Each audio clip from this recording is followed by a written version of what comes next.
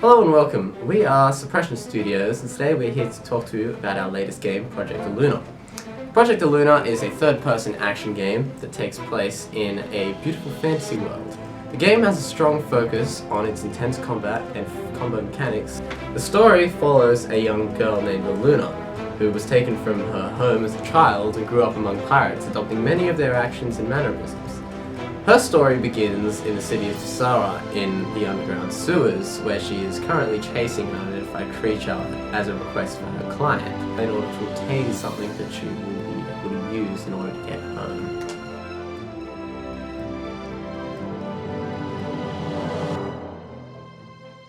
We wanted the player to feel good at all times while they were fighting, and we wanted to give them the tools in which would invoke this feeling. And during our discussions, it became more and more apparent that we were heading in the direction of a free-flowing combat system, allowing for long, strung-out chains of attacks. To make it even more dynamic, we added in a charging system, where the longer you were in combat, the bigger your attacks became, unlocking finishing combos or giving the player a massive boost in his stats, both increasing the speed and strength. We also wanted to implement a parkour mechanic in the future to really drive this sense of freedom to the player. Illuna is a young female treasure hunter who was kidnapped at a young age and raised by pirates.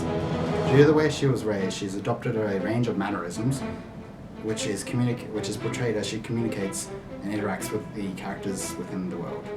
I'm working on the first monster that you face. The idea is that it grew from the sewers, so it's a plant-based type of monster.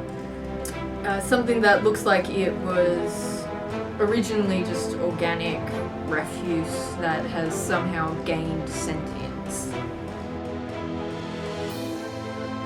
Tsara is intended to be a very dark, bland city to go along with its lawless nature. Inside this, however, are sections filled with splashes of colour. These are intended to provide moments of relief, not only to the eyes of the player, but to Illuna herself.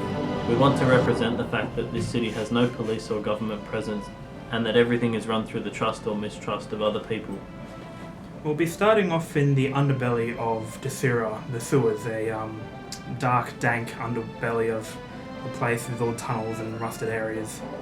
Getting a lot of inspiration from New York's waterways with weathered stone and brick along the walls with rusted pipes running across corridors.